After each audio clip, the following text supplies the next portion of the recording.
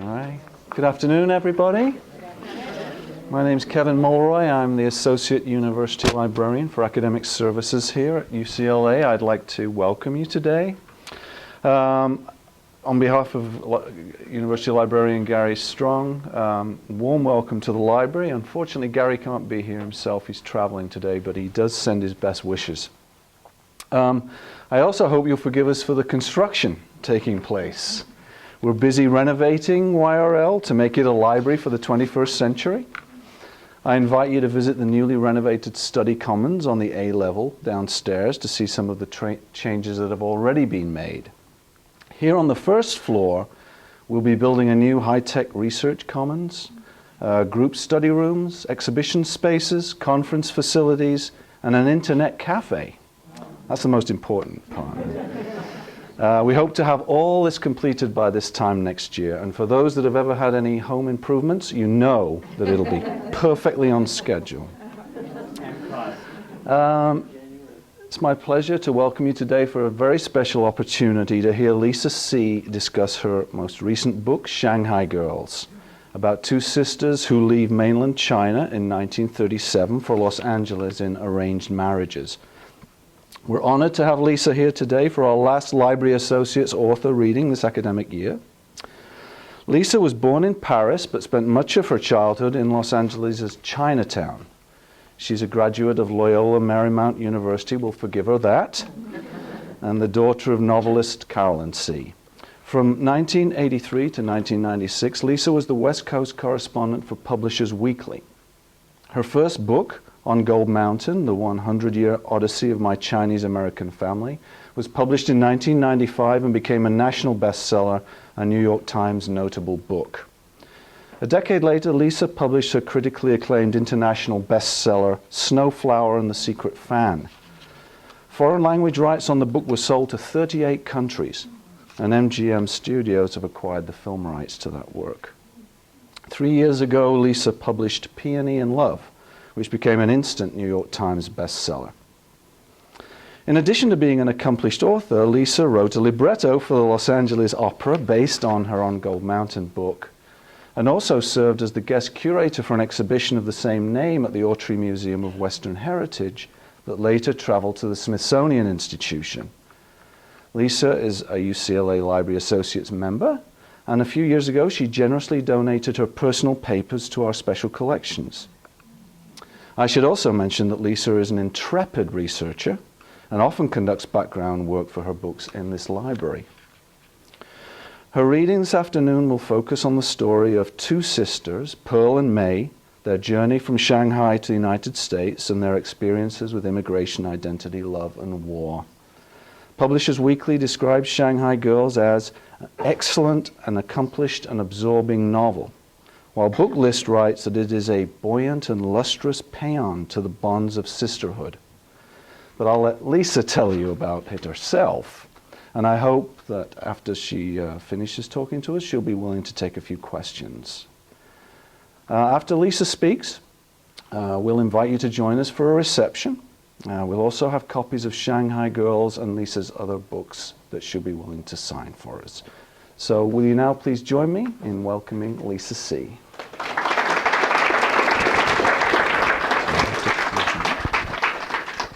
Well, thank you all for being here, and I'm happy to be here at UCLA and in this building where I have spent so much time. If you've heard me before, you know that I like to talk about stories that have been lost, forgotten, or deliberately covered up, and I'm not going to stray too far from that tonight. You know, writers are often told to write what you know. Well, there are a lot of things I don't know when I first start writing a book. You know, for example, with Snowflower and the Secret Fan, I knew a little bit about the women's secret writing, but not that much. Going back in time with Peony in Love, I knew a little bit about the lovesick maidens in the 17th century in the Yangtze Delta, but again, not that much. Going back further in time to the mysteries, for example, with Flower Net, I knew a little bit about the global trade in endangered animal parts that's used for Chinese herbal medicine, but again, not that much. So what I do is I go out and I do a lot of research. I spend a lot of time in libraries and archives of various sorts, including a lot of time in this building, reading people's published and unpublished dissertations, things even their own mothers won't read, I've read. I go to China to see what I can see, and I go to every single place that I write about. I also eat every single thing that my characters eat. For good and bad, you know, I've eaten it all. But I'm also a real pest, and I will come and I will sit on your couch and wait until you tell me your story and the story of your parents and your grandparents and great-grandparents, and then maybe pretty soon we're going through your attic and basement and garage and closet, and maybe even the trunk of your car, so that I can collect all of this stuff until finally there comes a day when I can say, yes, you know, I really can write what I know. So what I'm going to do today is I'm going to tell you, well, let me stop first and just say that, yeah, I think a lot of people think that my books are historical novels, and I suppose they are. But to me, what they're really about is relationships and emotions. I know a lot about mothers and daughters. I know a lot about husbands and wives. I know a lot about friends and friendship, because I've experienced those relationships just as all of you have experienced them. I know a lot about joy and happiness and sadness and regret and remorse and atonement, and I can go on and on with those negative ones, because I've experienced those relationships just as all of you have experienced, or emotions just as all of you have experienced those emotions. So what I want to do today is sort of go back in time and talk about the history behind Shanghai Girls, and then go a little deeper into the relationships and the emotions. So Shanghai Girls starts in Shanghai 1937. Well, Shanghai in 1937 was considered the Paris of Asia.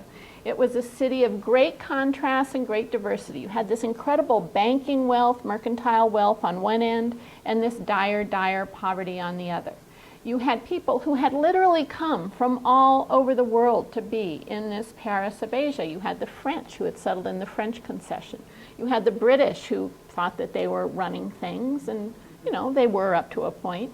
You had white Russians who had escaped out of Russia during the revolution and had sought and found refuge in Shanghai. 1937, the first big wave of Jews coming out of Germany, people who had a sense something bad is coming, and when no other city would take them, Shanghai did. And then, of course, there were the Chinese as well. This was this final moment for Shanghai as the Paris of Asia before things took a real downward turn. In August of that year, the Japanese invaded. The Sino-Japanese War rolled right into World War II. As soon as World War II was over, Civil War, and then in 1949, Mao and the communists took over the country. Now, Mao took a very dim view of this, you know, Shanghai of Asia. He looked at it kind of like a woman with a seedy past, a woman who should be punished. And so almost overnight, Shanghai went from being the Paris of Asia to being more like the Fresno of Asia. And it makes me very nervous that there's a camera, because if this shows up on YouTube, I'm really going to be in trouble. Okay, love Fresno, really. But, you know, there it remained until the mid-1990s, when Shanghai had this renaissance. And now you could say that Shanghai is now once again the Paris of Asia. It might be more accurate to say that it is now the New York of Asia, but it might be most accurate to say that today New York is now the Shanghai of the rest of the world.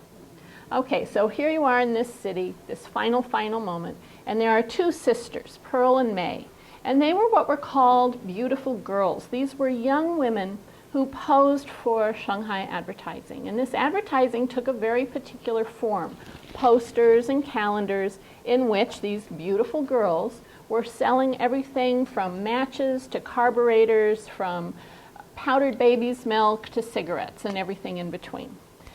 But what they were really selling was this idea of a new modern Chinese woman who was going to help transform the country.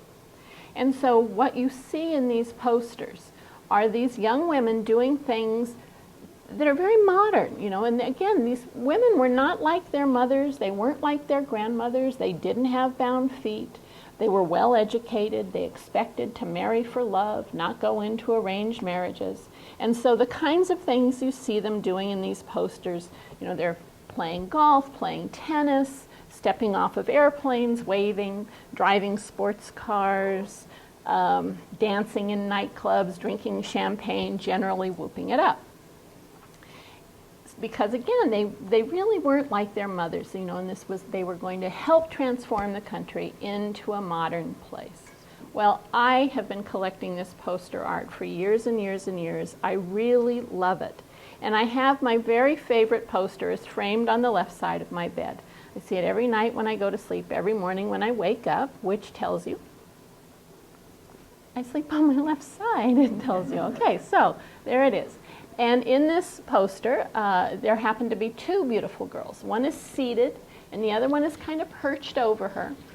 And, you know, they're called beautiful girls for a reason. They have these lovely, lovely complexions, beautiful hair. In this particular poster, they're wearing Western-style dresses with this kind of Art Deco pattern, little tiny belts, you know, these little cinched-in waists. And they're in this room that's absolutely lovely. You know, it's all kind of pinks and peaches, and it's just, you know, the whole thing, gorgeous, except for one thing. Falling down in the poster all around them are a lot of dead bugs and insects, because what this is actually an ad for is earth, bug, and insect spray. And the one who's seated in this kind of strange position, she's actually holding one of those old-fashioned bug squirters. So a lot of these posters have humor to them, which is one of the reasons I like them. Anyway, just as things take a bad turn in Shanghai, things also take a bad turn for Pearl and May, who suddenly find themselves in arranged marriages on their way to the United States.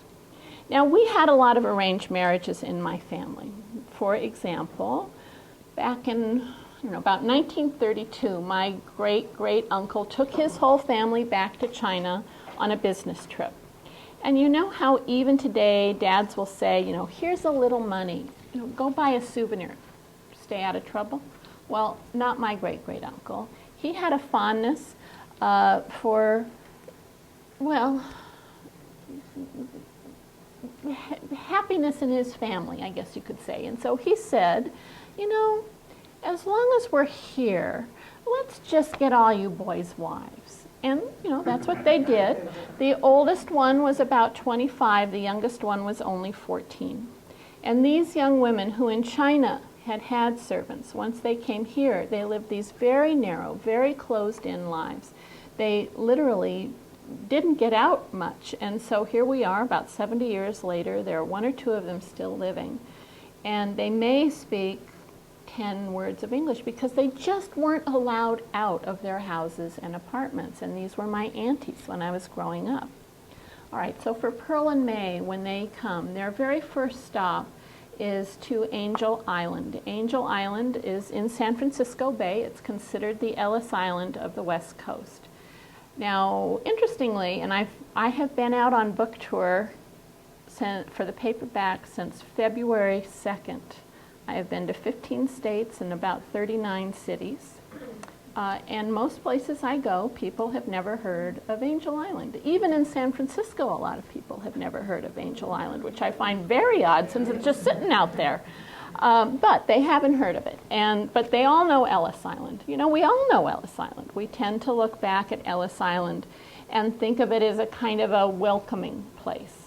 Yes, you know, it's true you had to answer a standard 20 questions. Yes, it's true you had to go through the physical exam. But overall, we look at Ellis Island as a welcoming place. Because why? Because today, 1 out of 3 Americans can trace being in this country to someone who passed through Ellis Island. So it had to be pretty welcoming. Well, Angel Island opened with a very different purpose. It opened very specifically to keep the Chinese out. And this had grown out of the Chinese Exclusion Act of 1882, which had barred the immigration of all Chinese immigrants to the United States, except for 4 categories. Those who were merchants, diplomats, students, or ministers. And of those 4, there's only one that you can fake. You can't fake being a minister. You can't fake being a diplomat. You can't fake being a student. But you could fake being a merchant. Now, my great-grandfather, I'm going to talk a little bit more about him in a bit, but my great-grandfather, he did a lot of illegal things. I have to just be upfront about it. But he was a legitimate merchant. And he owned his own business here in Los Angeles. He had no partners, but he did have a partnership list. And on this list, every 6 months, there would be anywhere from 6 to a dozen new names. People who had paid him anywhere from $50 to $500 to be on this list, which then made them partners. And so he would turn this into the U.S. government every 6 months. And it was through this list, this sort of made-up list of partners, that he was able to bring in a lot of what were called paper merchants. And so in the early days, this is what immigration inspectors were looking for. Then in 1906, there was the earthquake and fire in San Francisco. Suddenly, all of the birth records for California were destroyed. Now those Chinese who were already here could claim that they had been born here, therefore American citizens. No one could prove them right, but no one could prove them wrong either. And so now these men would travel back to China. They would visit their wives. They would then go to the U.S. consulate or the U.S. embassy, depending on where they were. They would say, my wife had a son. They would be given a piece of paper that says, you have a son. They could now take this piece of paper and sell it to a friend, a neighbor, a total stranger, who would then travel to this country as what was called a paper son. The sort of dubious son of a very dubious American citizen, okay? And so this is what the immigration inspectors at Angel Island were looking for most of all. And so instead of answering a standard 20 questions, as immigrants did at Ellis Island, the Chinese immigrants had to answer anywhere from 200 to 1,000 standard questions. And these weren't easy questions. And just think about some of these for a second. Remember, you've been on a boat for a couple of months. You're terrified. You don't speak the language. And how many steps from your street to your front door? How many trees in front of your house? How many trees in front of the house 3 doors down? How many windows in the house across the street? These questions were designed to trick people into making mistakes so that they would be detained, questioned, interrogated for weeks, for months, sometimes up to 2 years, at which point they would be deported back to China, commit suicide, or finally be allowed to land. Now, Pearl and May are allowed to land, and they make their way down to Los Angeles. Los Angeles at that time had 4 Chinatowns. One of them was called China City. Is there anyone here who remembers China City? One person, yay! I hardly ever meet people who even remember it at all.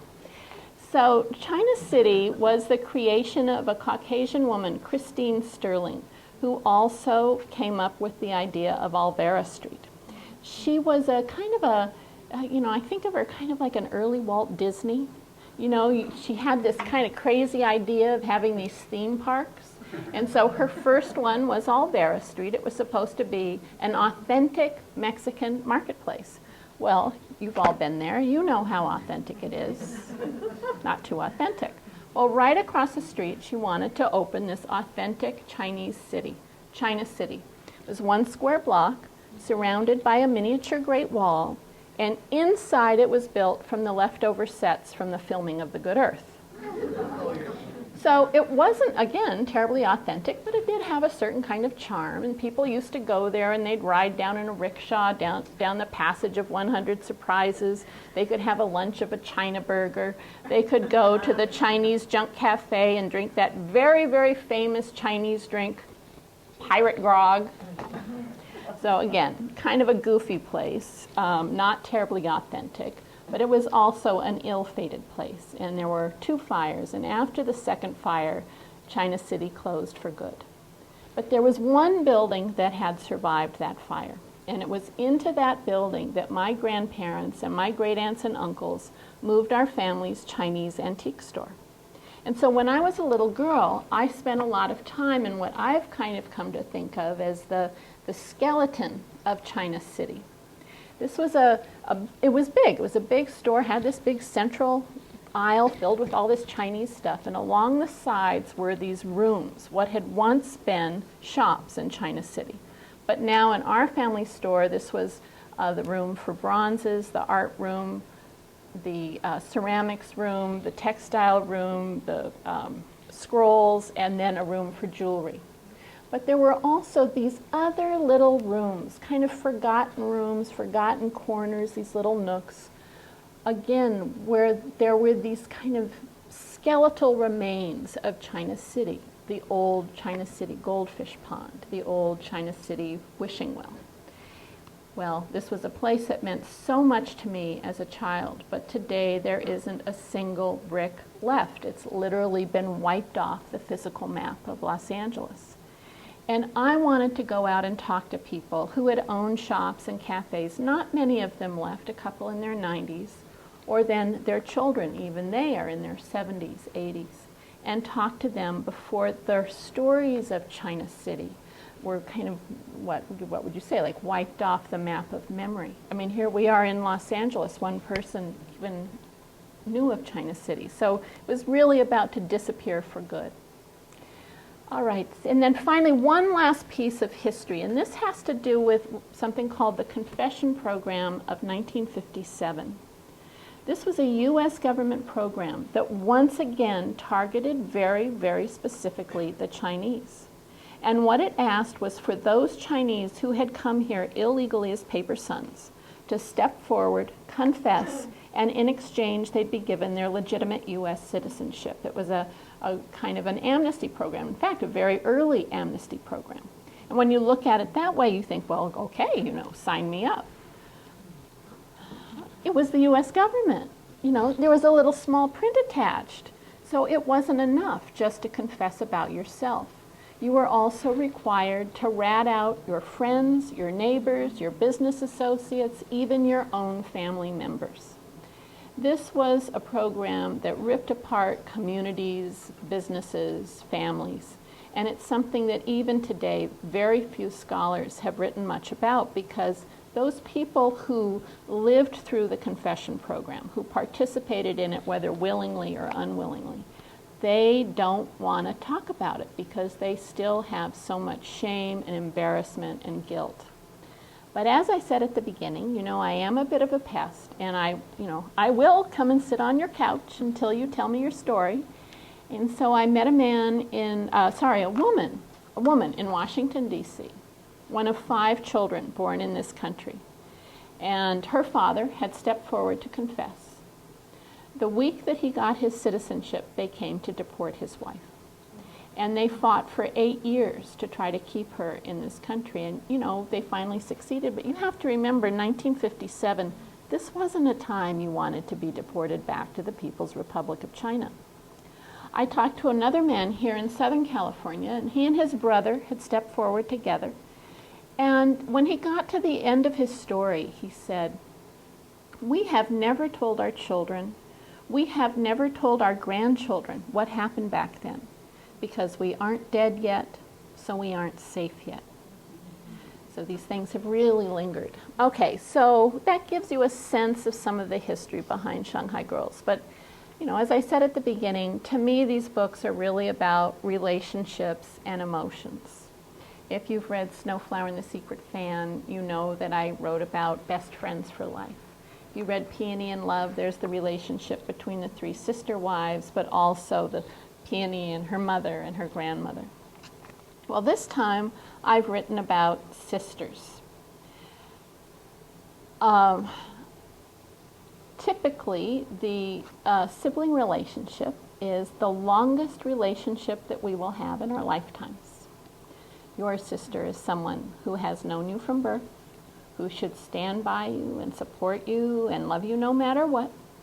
And yet it's also your sister who knows exactly where to drive the knife to hurt you the most. And of course you know exactly where to drive the knife to get her back. Now, I am a sister myself. I'm one of 4, but I actually have often thought of myself as an only child. I am the only child of my mother and father.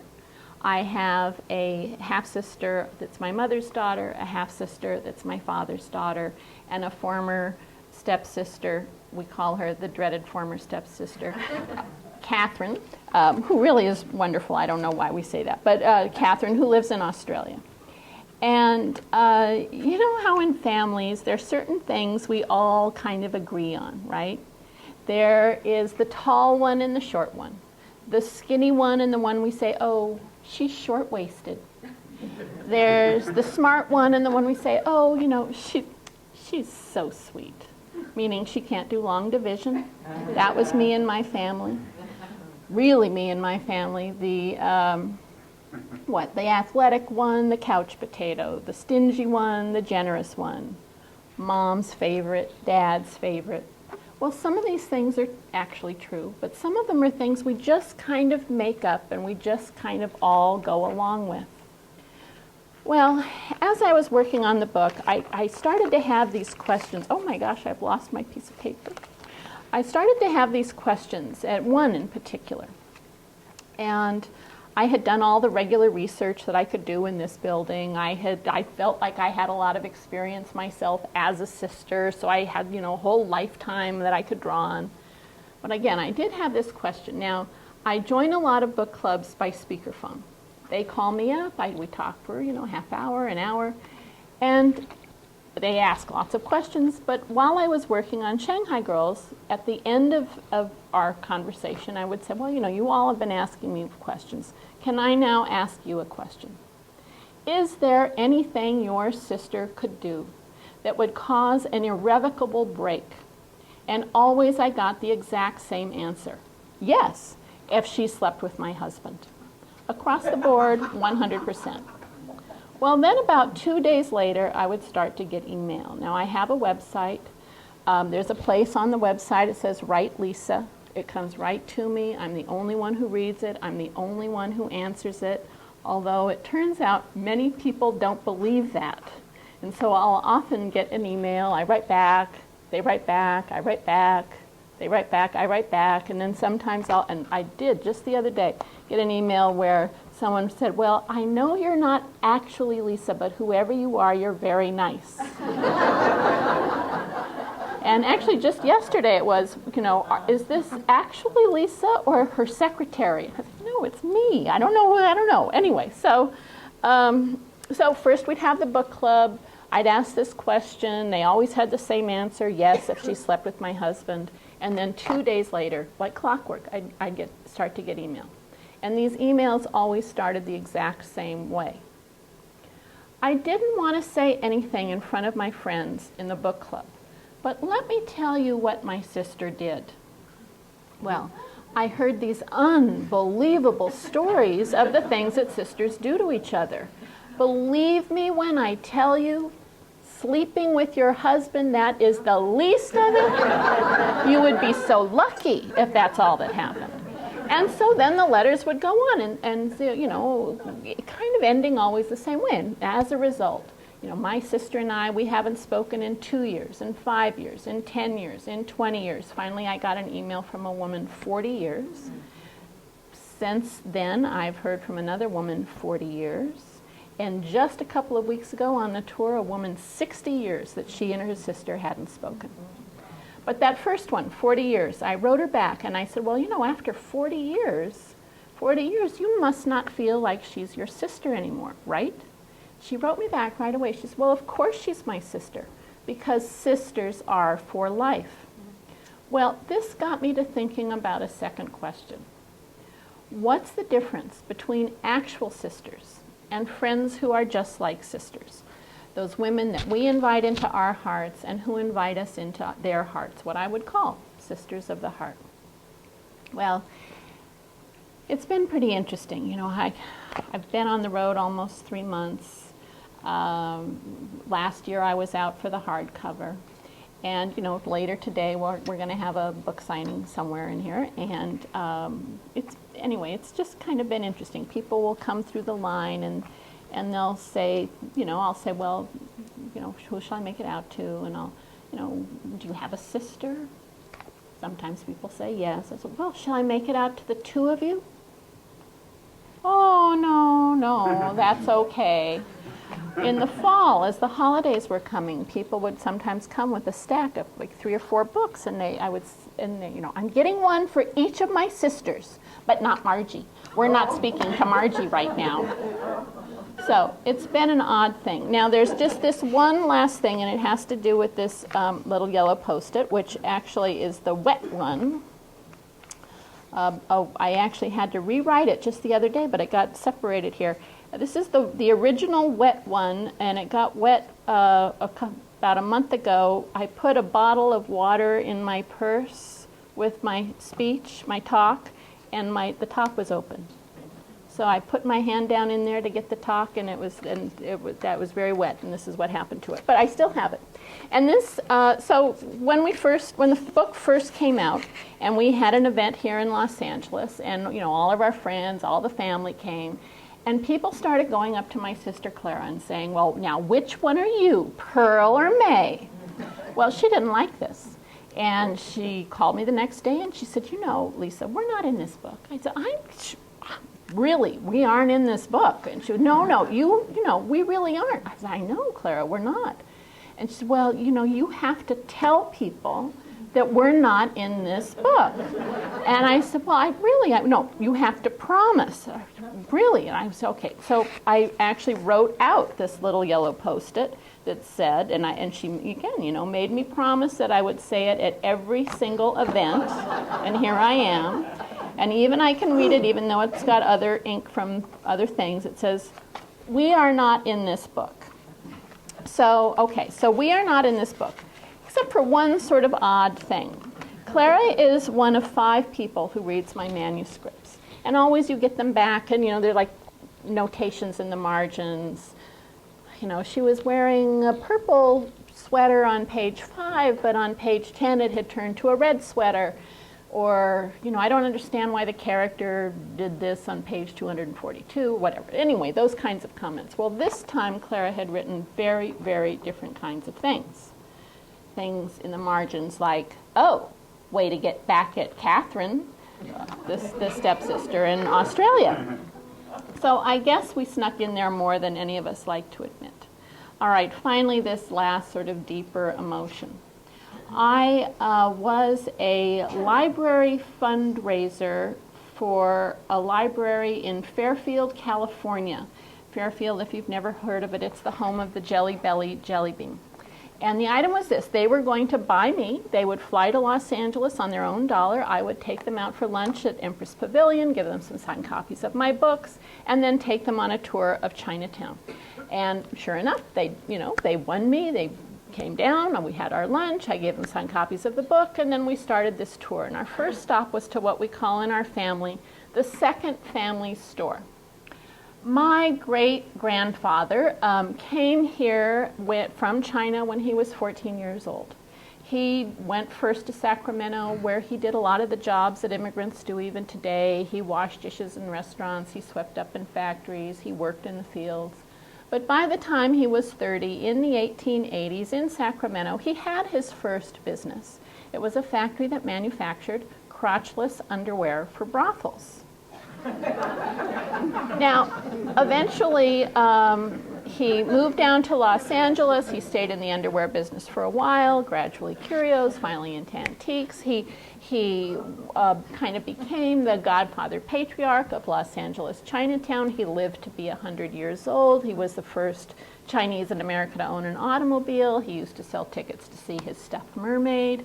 He had 4 wives, one of whom was Caucasian. That's the family that I'm descended from, in case you couldn't tell. He had 12 children.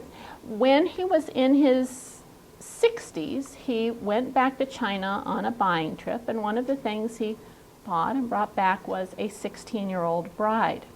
They went on to have another 7 children. The last was born when he was in his 90s. Long before the age of Viagra. Real accomplishment. And again, not too many men here tonight, but this should give you guys something to aspire to, right? So, That's what we call the second family store. And so that was our first stop. Now that store had long been run by the eldest son in that family. And he had died about 3 months earlier. And now his youngest brother is running the store, and he's about 78 this year. And I just had this, you know how sometimes you just kind of, boom, this like thought comes across your brain, or you see things differently, and I just had this thought of, oh my God, you know, this could be gone in 5 years. And then we walked down Chungking Road to Fong's gift shop. Fong's gift shop had been started by my great-great-uncle, the one who took his sons back to China and got them all wives. And that store had long been run by the youngest son in that family, and he died about 3 years earlier, and now his oldest brother is running the store, and he is this year 95. And I thought, well, okay, for sure this is going to be gone in 5 years. Then we all piled into cars. We drove out to Pasadena to where the first family store is. Now, this is the store that used to be in that China City building, but about 30 years ago they moved out to Pasadena. And it's still big. I mean, it's a big building, big, you know, has these little rooms along here. I have a kind of standard tour that I give there. First I talk about the marriage bed, then I talk about the temple carvings. My great-grandparents had a kind of interesting way of doing business. About 100 years ago, they would go to China. They would go into these tiny, tiny villages. They would say things like, you know, we like your temple, we'll buy it. And they would take it apart, send it back to LA, put it all back together, where they would go into phase 2 of the famous C family business plan. Never sell anything. So all this stuff is still there. So first the marriage bed, then the temple carvings, and then we went into what's called the art room. And in the art room, I've always talked about my great-grandmother's dowry table, but it was gone. My cousin, who has long run that store, has always said, Grandma's dowry table will be the last thing I sell before I close the store. In fact, it was the first of the major pieces to go. Well, these women from Fairfield, I have to say they were having a good time, but I was just, you know, devastated, because in this couple of hours I realized that all of the people and all of the places that have made me who I am, these people who have loved me and supported me and stood by me, these people who have literally given me their stories, that all of them are going to be gone very soon. Now, I know I'm not the only person that happens to. You know, it happens to all of us. You know, if it hasn't started happening to you yet, you know, don't worry, it's coming. But, you know, I'm in it now. And so, to me, the emotional heart of Shanghai Girls has to do with that loss, the loss of those people and places that mean so much to us. Those people and those places, or sorry, those people, well, people and places that mean so much to us, the people who make us who we are. And, you know, what do we do with that? Well, there's really only one thing we can do, is that we take those people, we take those places, and we carry them in our hearts. I was, about a year ago, doing some research on Ming Dynasty artists, and I came across a quote from one of them who wrote, "Art is the heartbeat of the artist." And I think that these words that I write, they are my heartbeat, and this book is the one that's the closest to my heart, and I hope it speaks to your hearts as well. Thanks. Do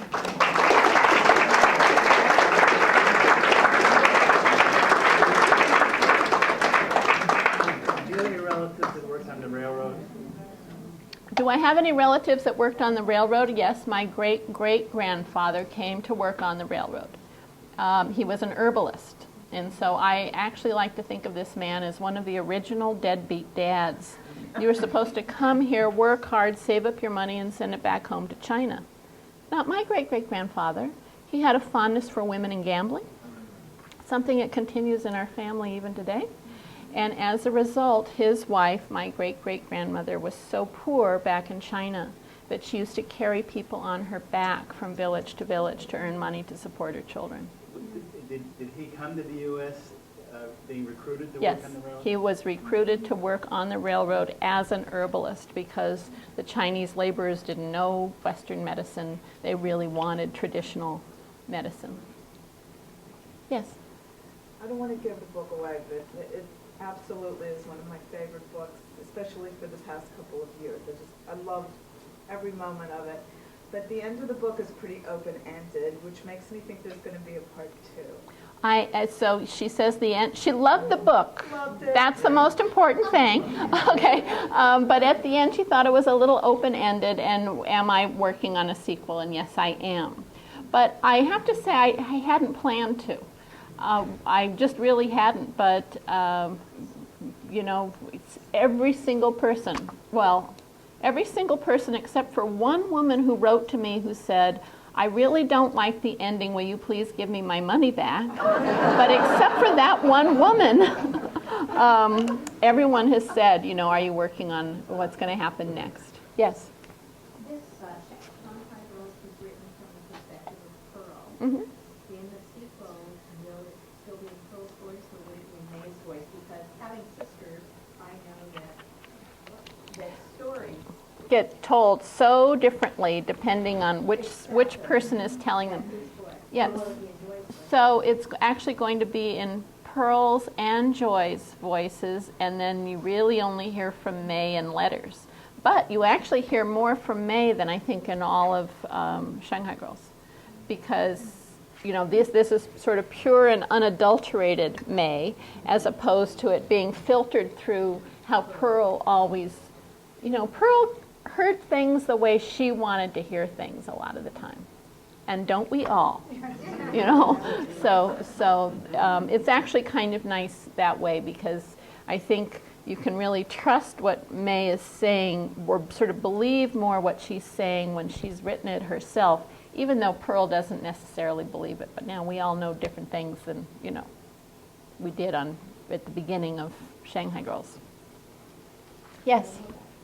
You've been so good at portraying women, but it sounds like you've been thinking a lot about brothers lately. Have I been? I have been thinking about brothers. How did you know that? Well, I have sons, so I've certainly been around sons a lot. Who are brothers, and